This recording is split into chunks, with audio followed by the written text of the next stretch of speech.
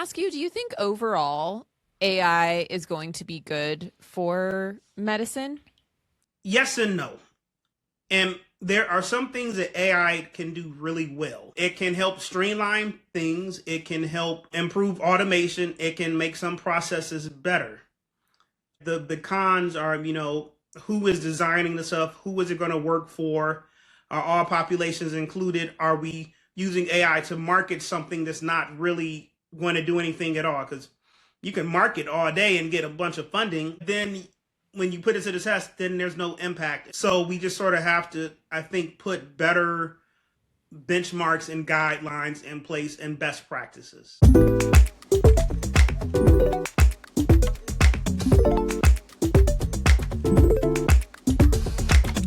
Hello, everybody. Welcome to the People Fuss Podcast. My name is Doug Daniels. And I'm Carrie Prince. And we are here to discuss the fuss about people, unpacking the headlines and stories around human connection and disconnection in life, in love, and in leadership. And today, we're talking about fairness and trust in our healthcare system. That's right. Who gets seen, who gets heard, who gets believed, who gets harmed when bias slips in.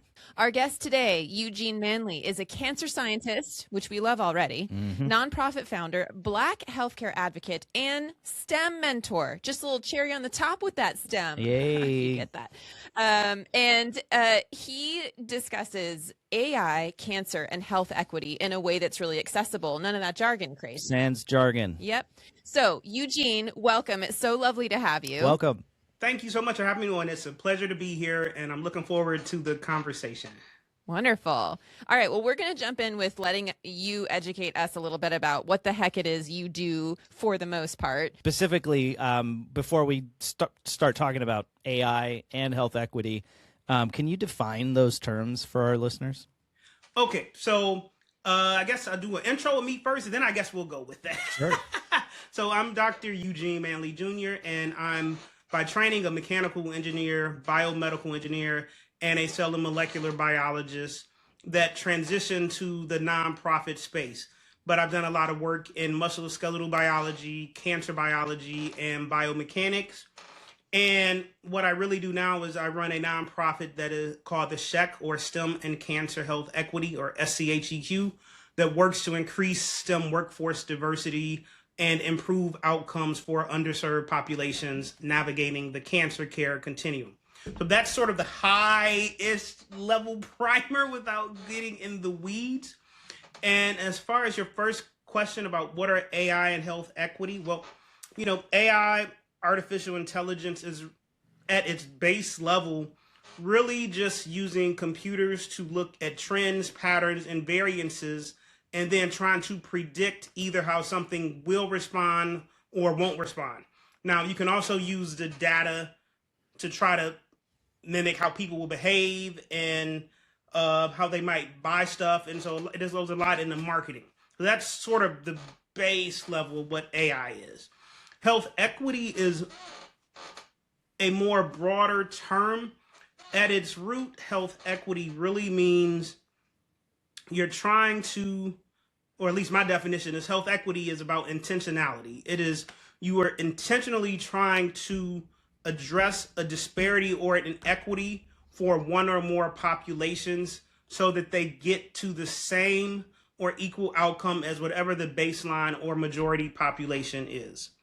And so, but by that, I mean, it doesn't mean that it's just Black, white, rural. It could be whatever. There could be women have a higher rate of lung cancer with no history of smoking. So it's whatever the disparity or inequity is, and then you developing a solution to fix that problem. Well, when we talk about AI, I mean, Douglas and I are very familiar. We've had lots of chats about when we say artificial intelligence, a lot of times we're talking about these large language models. And like you mentioned, it's sort of a predictive model most of the time. And that can be really, really helpful with certain kinds of things. And, the application in the medical world is one of the things that most people feel like is the safe, like, oh no, this is a good thing. Yeah, AI is a good thing. It's not a bubble. It's not, yeah. And we're not feeling like, oh, well, it's just taking tons of data and spitting out, the thing. But It sounds to me like your research, there's still plenty of bias, just like these language models have bias when people are just looking for answers online. So can you give us an example of how bias slips in with some of this AI stuff in the medical world, even maybe when it's not intended? Well, the models are built based on basically by people and the assumptions that they have or the people that are helping them create products. So a lot of times bias will show up when you have sort of created this brand new glossy product that's going to save and diagnose cancer. For example, let's say someone says, we have this imaging device that's going to detect breast cancer early in women with dense breasts. And then they have a training set and test set that are white women in an affluent community. And then they say, oh, we've got the solution. We can predict breast cancer. On a surface level, you say, okay, you have a great product. Let's give you money. But then if you know the science, you would put a pause on that and say, well, we know Black women tend to have dense breasts and they tend to have much greater incidence of breast cancer. So how is your algorithm going to be predictive when you don't even have the populations that have the highest risk or the disease in the data set? So this is a lot of things that we see when AI gets implemented. If they don't have people from that population or on that team, or to put guardrails in, because you could always get happy, we got a solution, but is it a solution to the actual problem that needs to be addressed? Got it. Yeah, I work in the data science world, and we have a saying, garbage in, garbage out. And that is a bad combination with what is known as the black box problem of AI, in that nobody really knows what's going on under the hood, right? Because it's such a complex system. So if we don't have the right data set to train the AI models, of a broad swath of the human population that is representative of the human population, it's not going to be a complete AI model. Yep, and this is where some human intervention is required at the start and doing the due diligence. Yep. Yeah. I always wonder, we've talked about the human connection and the human touch being more of a luxury in the age of AI, because AI is supposed to be this quick solve and it's supposed to be more efficient and all this stuff. But even in my world and my work, we find that people are so relieved that we do a little bit of extra checking and communication and everything with actual people, because I'm imagining, like, you as a cancer researcher, if you had some really thoughtful, critical thinkers around a table looking at studies, they'd all be thinking about and asking these questions versus just letting sort of the data run and speak for itself and no one checking it. Yes, and the problem when you just let the data get analyzed is, put it like this, is like he said, garbage in, garbage out. Data, you can use data to tell you whatever story you want. It's how do you phrase the question. So you have to really, really, really have a comprehensive question and that you can answer. And it's important about having people, data, at least in healthcare interactions. An AI will never replace human interaction or that talking to that doctor about a result.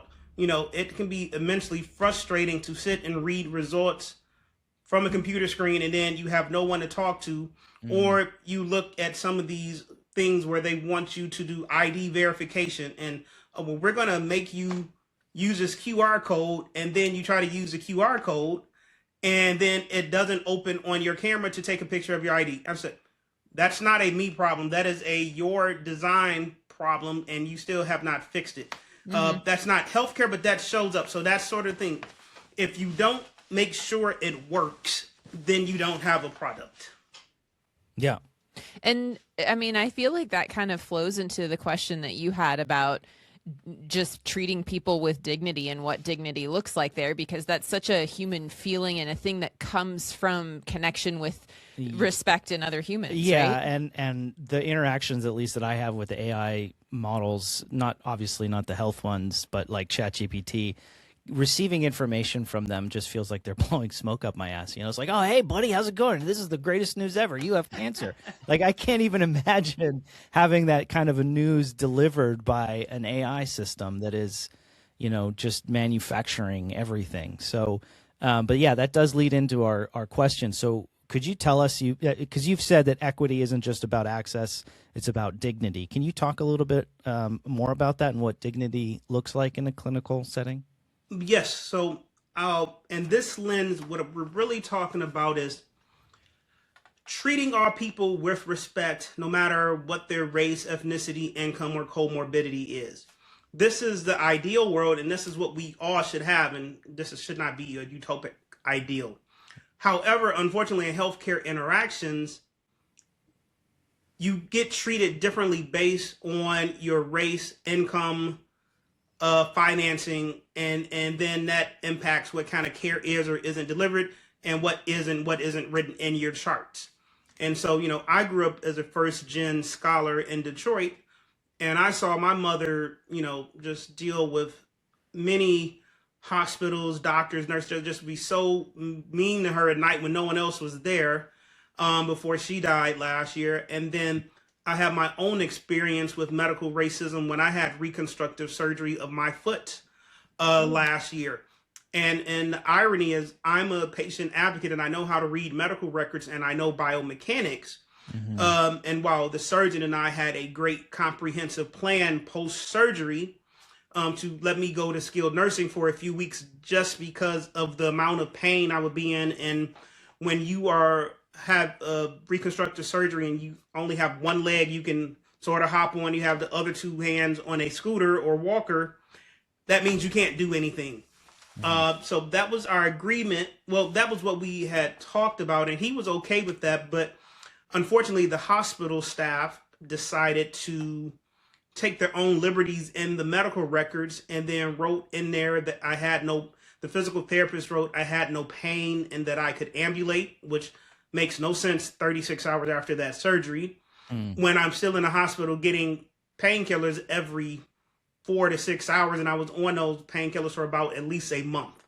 Wow. They tried to give me early discharge notices. The hospitalists tried to ask about my ability to pay for skilled nursing. They even misrepresented on my discharge and said I had a caregiver, which I don't, which was the sole reason we were trying to get me in skilled nursing.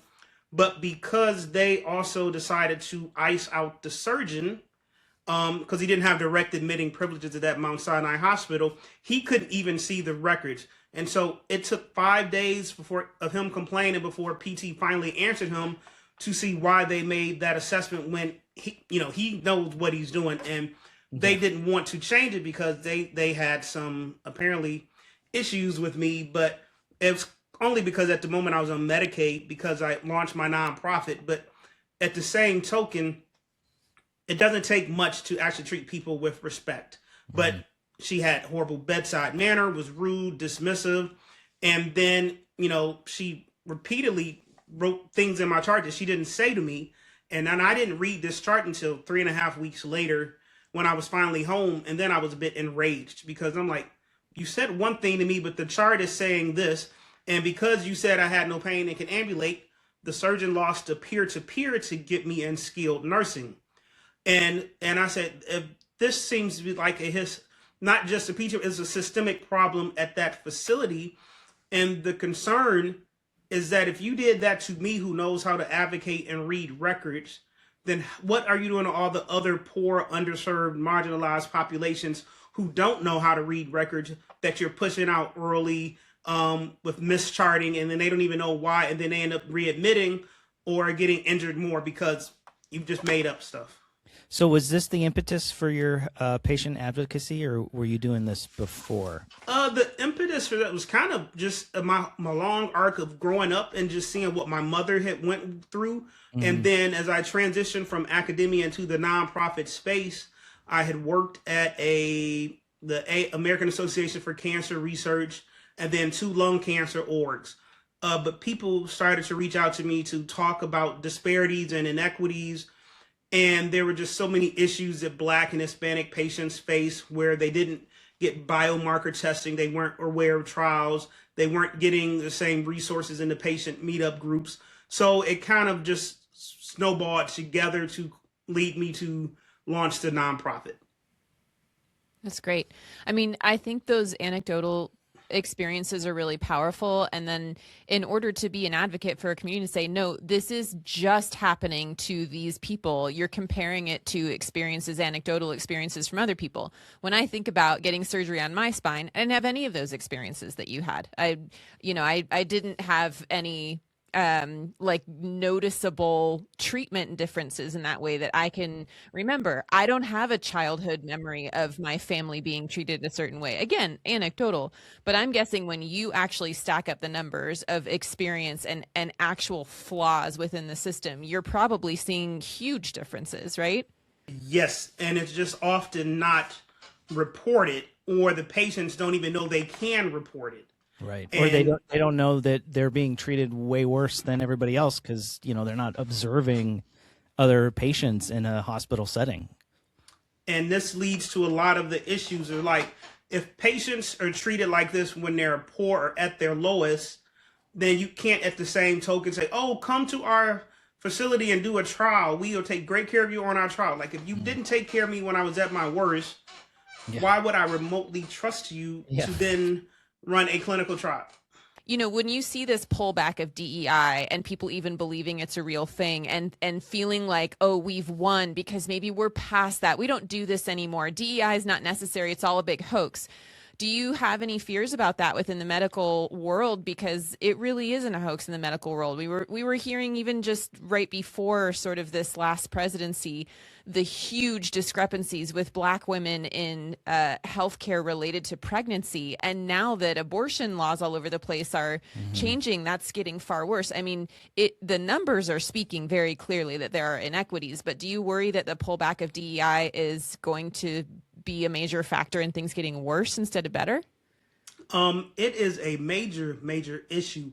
Already we see it in grants. You can't have Black, woman, LGBT, rural, urban, suburban. You're just like, well, what are we supposed to write about? I don't know how you write a breast cancer or ovarian cancer grant without saying breast or ovarian and woman. Yeah. So what you're referring to there is the list of banned words, verboten words from the federal government that prohibits or automatically disqualifies grant applications to the NIH or to the NEH, right? Yes. And so anything with those terms get flagged and they don't even get reviewed now. So a lot of people have tried to change their grants to more neutral language. Many grants have gotten pulled back. A lot of people are losing positions and funding, and they can't even do their work, especially those that specifically are working with underserved communities. So people are trying to pivot, and we're going to have a massive brain loss on work in these disparities. And the problem is, just because they aren't funded doesn't mean that problems have gone away, because they are still very present and needed, and they're really damaging to these communities. So if you don't do the research, we're going to push things that could help these populations back further, and we're still going to have increased cancer rates, other diseases that have exacerbations, and we won't get treatments out to the people that need it most. So it's going to be it's a cascade effect, and it's really crippling a lot of science. I know so many people that have lost their jobs or couldn't get funding, and it's across the board, and even nonprofits working in this space and health equity and DI, there's just been a major pullback for funding for everybody. I worry too that like healthcare in general seems to be backsliding because of multiple reasons, right? Like we're seeing people's premiums might go up and they might just start deciding that they can't afford it altogether. And in general, we're sort of seeing this we're on the precipice of perhaps some financial issues as a country. And like if healthcare altogether goes down, right, I feel like that then takes away this feeling of needing to focus on some of these disparities and these inequities. Do you worry about that at all? That like if everything starts to get crappy, people are like, well, yeah, your experience is shitty, but everyone's experience is shitty. Well, I think healthcare is in rough shape in general. If you look at what are they called? These conglomerates that buy different hospital groups, and then they run them into the ground, and then they take that money and move, and then all you've done is remove the services. And so typically rural communities lose their one or two good doctors because they just can't afford to stay.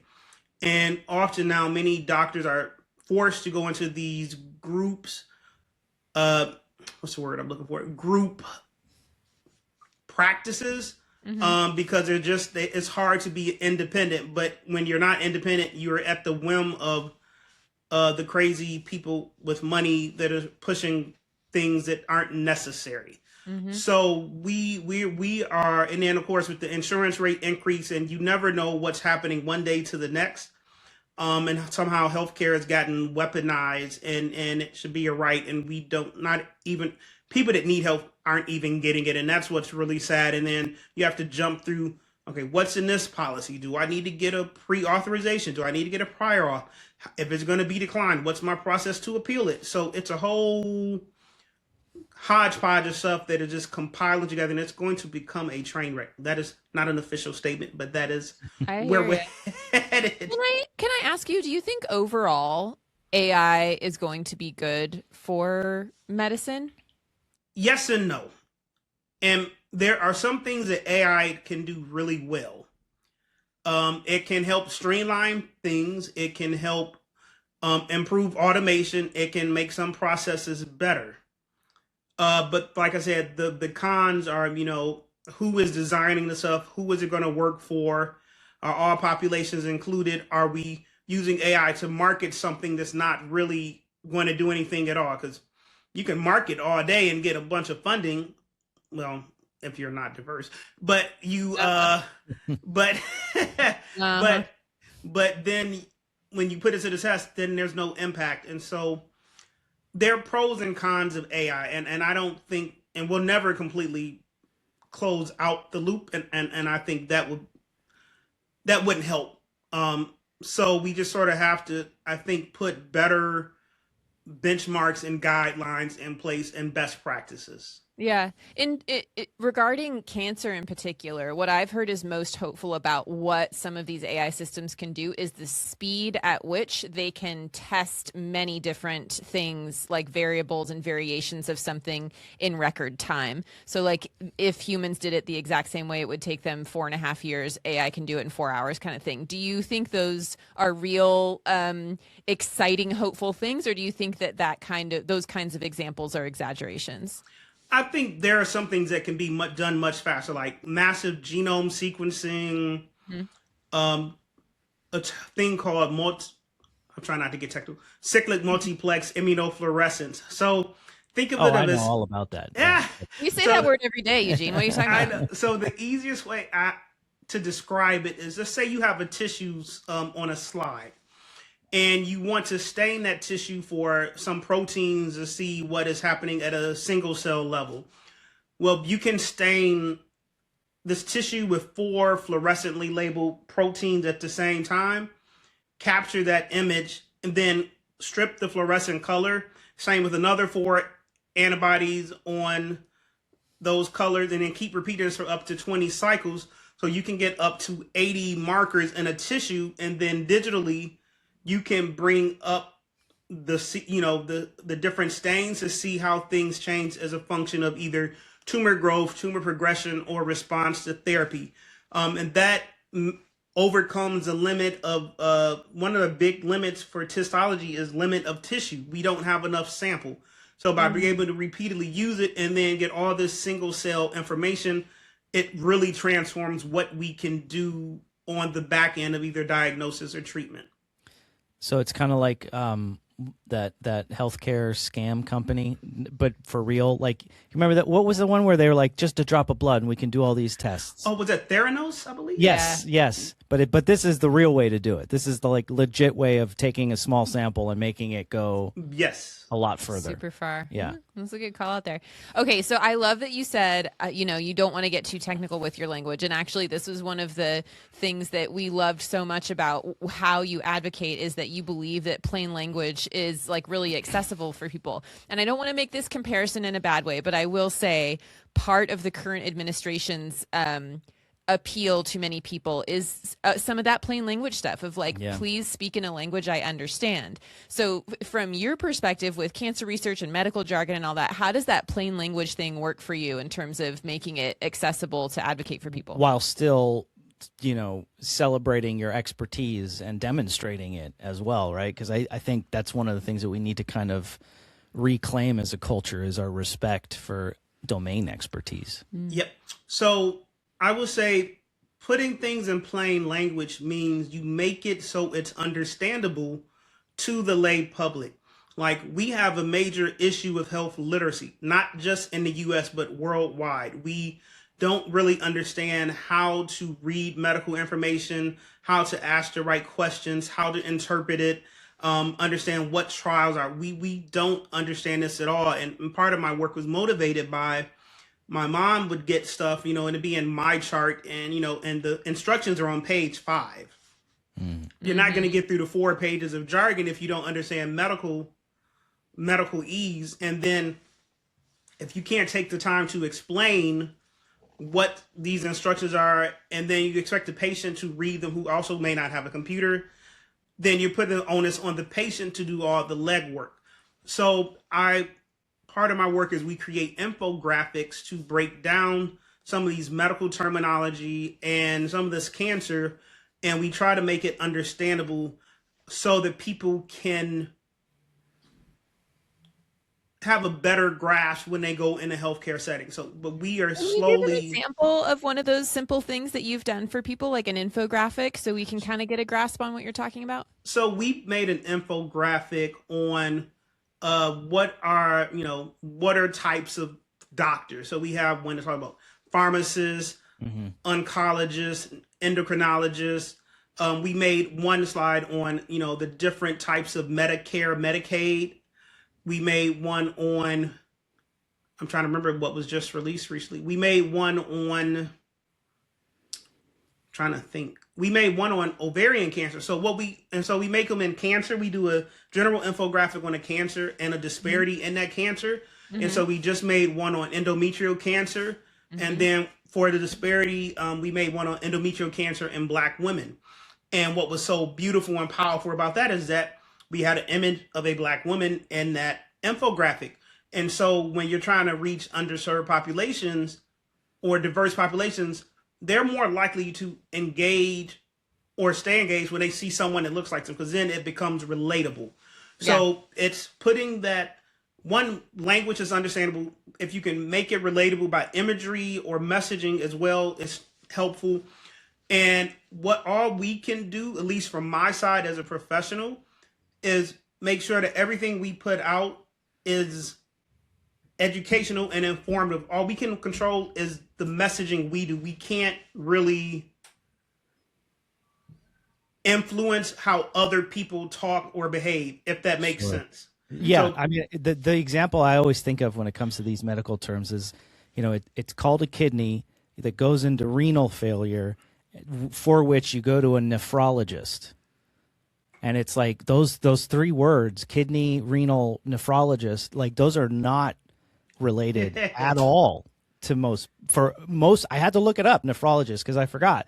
You know what I mean? So it's like the system itself, like you were saying, you can't change those words or the history that led to them. All the, it's actually kind of an interesting part of library school and information science is like these 19th century very educated white men creating this sort of new language for themselves to use based on ancient Greek or ancient Latin or whatever else it is, and it's not accessible to everyday people. Yep, that's the catch-22. A lot of medical terminology has come from ancient Greek, but medical terminology is not, like I said, easily understandable. So you have to, always say the nephrologist is the kidney doctor. Like I know that inherently because I'm in the space, but yes, it is. Yeah. The layperson does not. Do you think that medical professionals have lost some of that interpretation talent? Because one of the reasons I do like my doctor is like doctors used to say like, I don't even want you to read the results because you're going to freak out and like, you don't know what they mean. I will interpret them for you with all of my beautiful knowledge. I have like my main doctor, I feel like does that really well. Like she always asks me if she wants me to have her interpret the results versus me trying to Google everything or whatever. Do you think doctors have gotten lazier about like really paying attention to how they need to interpret to patients? I think this is could go either way. I think if you have a doctor that's really good and skilled, they will understand to sort of help you understand the results and then help you know all the options.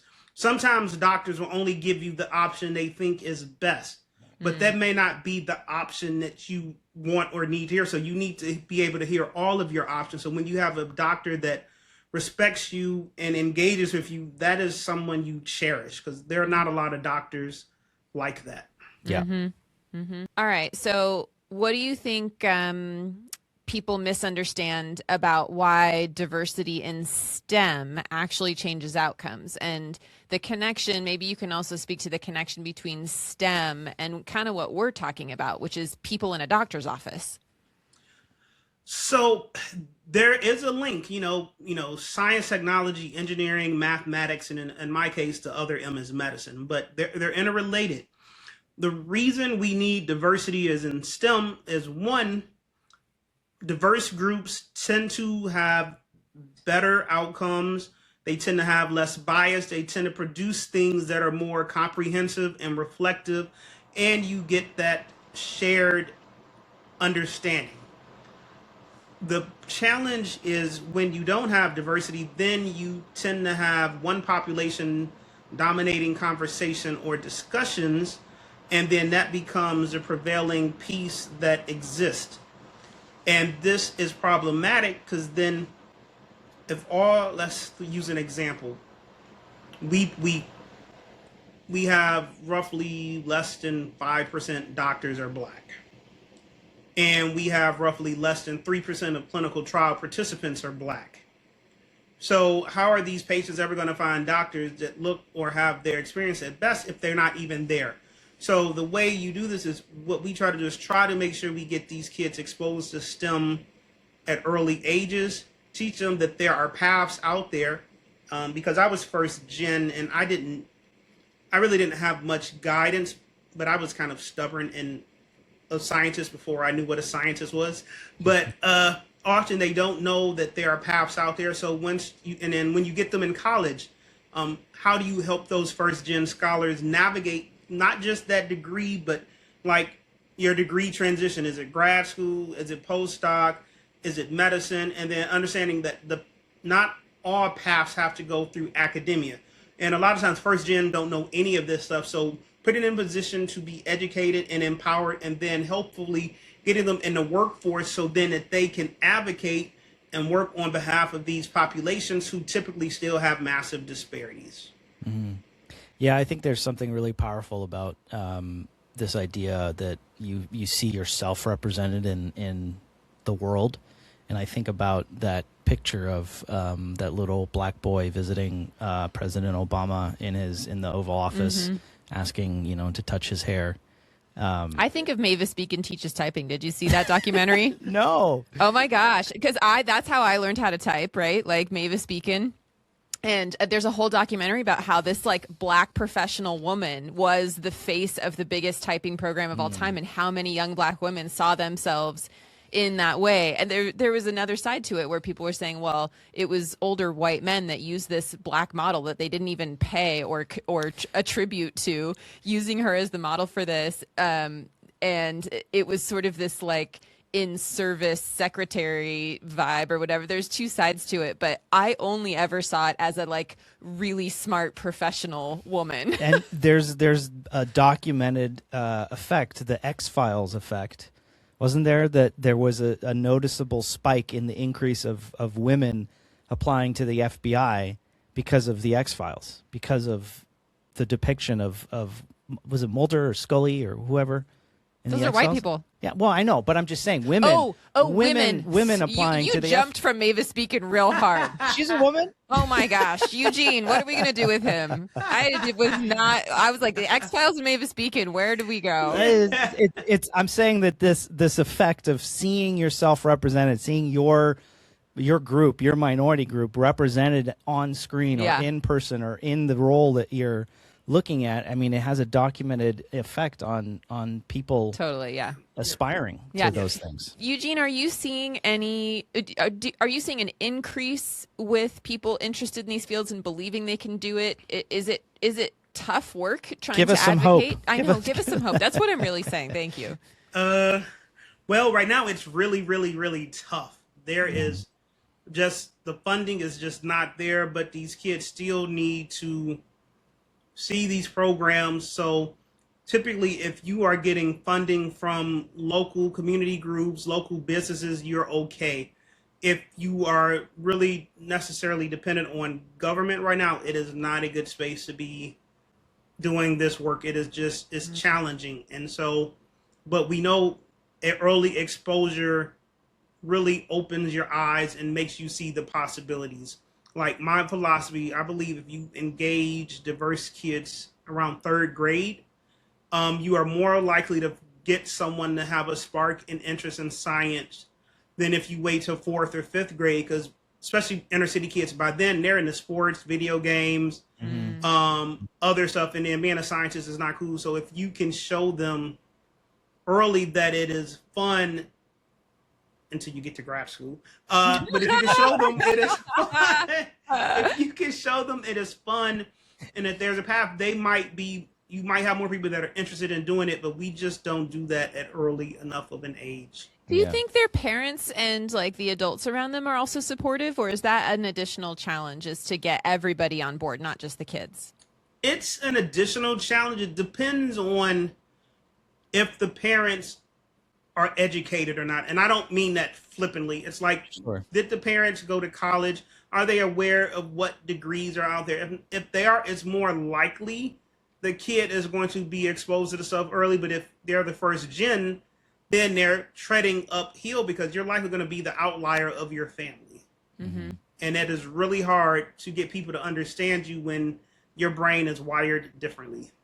Yep, totally. Well, I definitely feel like there's going to be a great call to action from you from this episode. I kind of want to shift gears a little bit and ask you about a different thing that's been happening really related to the medical world, which is the MAHA movement. We have big feelings about it because I actually know a good handful of people that are really into it. And some of them are the quote crunchy moms. I come from the matchmaking community. I was a professional matchmaker for a few years, and a bunch of folks related to that world are kind of the crunchy moms. And then also libertarian men are really into like the supplements, and the RFK Jr. is this hero for these like really interesting groups of people. And that brings along with it this like anti-vax, of course, we've just talked about all the time. We've got these increases in these diseases like measles and stuff. And then in general, it's a lot of especially moms who are kind of the healthcare decision makers for their children, deciding that Western medicine and a lot of what the quote medical experts for all these years have been telling them is wrong, and they're actually harming their children, and they don't listen to them, and these moms know better. I see this quite a bit. I see it in my feeds. I see how strongly these moms feel. They're doing their own research, Carrie. I know. And then there's this RFK thing, and then there's the guys on the other side like really feeling like everything about DEI and healthcare was a big hoax, and they're really into like supplements and like the real RFK who like does like tobacco every day or whatever. So tell me if you are seeing any effects on the Black community in healthcare because of MAHA. Like, is there any sort of like trickle down with this very, I will say, mostly white thing about mistrust in healthcare? Well, you mentioned MAHA and the right, but you also forgot that sometimes it's the very liberal white women that live in these gated communities and think, well, I don't need to do this vaccine because we're a clean population, which I never understood. So somehow the right and far left met at anti-vaccination. Oh, yeah. When I say crunchy moms, I'm mostly talking about either independent or very privileged white women that tend to be more progressive in other ways. Astrologers. Yeah. And so the problem is we had done such a good job of keeping childhood diseases at bay until probably the last 15 years or so. We at one point had whooping cough and measles eradicated, and now we're seeing these massive outbreaks, and it's because, community vaccinations are below 95%. And, and 95% is sort of the effective vaccination rate you need to cover the bulk of the population. So if someone gets it, it won't carry. And measles is such a fascinatingly dastardly disease because it's one of the few diseases that actually will wipe out your memory B and memory T cells. So in essence, you become immune, you have immune amnesia. So basically your body doesn't remember anything you've had in the past. So you kind of, in essence, need to re-inoculate and get re-exposed to stuff to reset your immune system. Like So that except for measles. yep, that is what measles is so vicious. Like that is the one disease that will wipe out your immune system. It's like if a virus designed a bioweapon. Yeah, I know. And it's weird because like, I think these moms truly believe that the vaccine is more harmful than measles. I've literally seen, Eugene, in my feed, people saying we had measles parties when I was young in our rural part of Oregon or whatever. And it's fine. And it's no big deal. And if you look at the death rates now, it's nowhere near what they said it used to be, 50 plus years ago. And then Doug and I talk about all the time, like the childhood survival rate of like getting to 10 years old a couple hundred years ago was very low. It's like people don't remember that kids didn't actually survive to adulthood most of the time. Yeah. In ancient civilizations, like just making it to be an adult was so tough. And now we're saying like, oh, I believe that the vaccine is so harmful, I'm willing to take the risk of something like measles. But it's also this belief that it's not that bad. And I'm wondering from your perspective, like you're dealing with what I think of as a community that lacks trust with medical professionals doing right by them, right? And like these certain things where we're trying to get everybody to like do right by each other are now starting to fall apart. And it's like, I feel like it's a lose-lose for the people that you're trying to advocate for. Am I being pessimistic? Yes, because just think, people say, oh, well, vaccines are bad. It's like, well, it has this preservative, which does nothing at all. And people that keep saying, oh, well, vaccines are bad. I said, ask the people that had to go through polio with those iron lung machines. Yeah. And I think the last person with the iron lung may have just recently died. I can't remember. I think I saw that too. Yeah. But those people coming through with polio, they all had debilitating life issues after polio. And I guarantee you, none of them are saying, oh, I wouldn't want a vaccine. Yeah. So sometimes civilization goes through cycles of we know, and then we like to forget that we know. And then when enough people, for lack of a better term, start dying en masse, then... This is what I've been saying, Eugene. Yeah. And I hate to be blunt like that, but that is in essence what it's going to take until we start having people drop, and then I don't want to die. Oh, now I should do something. That is likely what's going to change, because we have so much misinformation out there. People can sit in echo chambers and amplify whatever they want. And those of us that are just doing good science, we don't have all day to sit and try to rebut and debate. Doing the science, yeah. Yep. and that would take away from what we're doing, because then we're wasting energy. I'm not saying having conversations, but you can't. You can't control others. You only can control what you do and what you produce and how people interpret that. Yeah. Yeah. I mean, if you start trying to talk to Joe Rogan or RFK Jr. about this stuff, you might as well just be yelling at a wall, essentially. So there's only, you got to pick and choose your battles, Eugene, right? Well, especially, I agree that conversation's all we have, but it doesn't mean you have to have a conversation with everyone.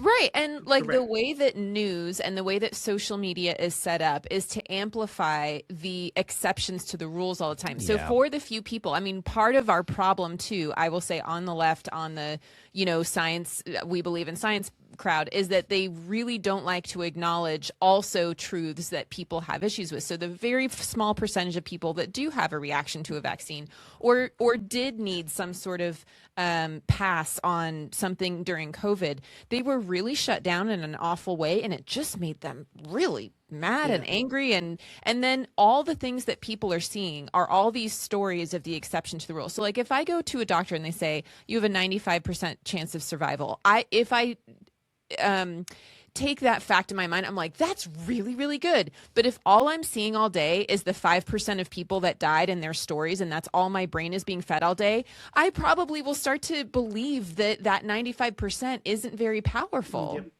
Yep. Because, it's information overload and bombardment. And it's much harder now to distinguish fact from friction. Well, you actually can. You just have to have a discerning eye. But sometimes people want quick sound bites. And I think it's the rage and the fear algorithm stuff. I mean, really, as soon as you watch something and it creates that feeling and you stay watching it, all of the algorithms right now are set up to feed you more of the same. So if you watch a story about someone having a bad reaction to a vaccine, your next 10 stories are going to be all disaster healthcare stories, right? Mm-hmm. They're set up this way. And it like literally is changing society's safety. It's crazy. I mean, this is like a totally separate thing, but it feels like our institutions for news and like information, like this is a crisis, and it's really, the healthcare part of it is a really big deal. What's happening in healthcare is a big deal. I mean, every day there's like some new horrible thing that I think I just saw this morning, that they are going to make the polio vaccine optional or something, or one of the people on the board that RFK nominated is saying it should be optional. Like, fuck those people. And now they're going to change the vaccines, want to change the sequence, and like we spent many years understanding immune function, and you usually do the first dose just to prime the body. Then the second one is where you then get the massive activation of B and T cells, so it remembers. And I forgot the term for what that's called, but that's kind of been timed out. But now they're trying to mimic some Danish study that I saw, and I was like, that's really dangerous. So it's going to be, this is going to present more problems than it will solve. It's going to be an exciting year, Eugene. I can feel it. Well, we keep seeing the measles outbreaks, and so that and what people also don't understand is mumps. And I only recently learned this: mumps can cause infertility in men. Not all, but in some men. That might be the change we need, though, Eugene. I'm actually kind of for this. I will say, I think that because if white men are still going to be in power, as soon as because they're so obsessed with like their testosterone levels and like how well their dick works. If mumps starts like taking away men's fertility, we will see a change, Eugene. Can you imagine Elon Musk? I mean, he's just like, he's got some weird, trying so hard not to laugh. No, that's what we're here for. We have to laugh and cry at the same time, Eugene. Okay, I want to end this on advocacy. I want to echo whatever you need us to echo. What should we be telling people to do? Where can we direct people? What do you want to say to any listeners out there that like want to make the world a better place? I would say look at the SHEQ website, scheq.org. We have a lot of resources. The infographics are on our patients page. We have the donate button if people want to donate, because we're trying to do great work to get more. We do stuff for Black History Month and Hispanic Heritage Month. We get the infographics out to the general public, and we do a lung cancer intervention summit every year where we focus on solutions that people are implementing that remove the disparities to care. And slowly we are working on getting a bunch of single flyers that we can give people, so if they just reach out and connect, so follow either Eugene Manley Jr. on LinkedIn, or our hashtags for the org are STEMMCHEQ, and that can be found on Instagram, Instagram, Facebook, and LinkedIn. WhatsApp. That's too funny. Well, awesome. We're definitely going to include those in the show notes. We'll have them pop up on the screen so that people can see them if they're watching us on YouTube. Eugene, thank you so much for joining us and adding your expertise and your lovely laugh to the conversation. I really enjoyed talking with you today. Thank you, Eugene. Thank you so much. It was a pleasure being here, and I hope you have a great day. Yep, we'll stay connected. Have a good one. Thank you so much for listening to this episode of People Fuss. Be sure to like, subscribe, share, and of course, fuss around in the comment section on YouTube. People Fuss is a tight-knit production written and produced by yours truly, Carrie Prince. And Doug Daniels. If you want to support conversations that create connection and promote progressive and human-centered stories, visit patreon.com/peoplefuss and become one of our monthly supporters. Or you could even just throw us a one-time donation. Or you could throw us a 10-time donation. Anyway, we hope you enjoyed this episode as much as our cats enjoyed annoying us from behind that closed door. Such whiners. All right. Until the next one. Bye. Bye.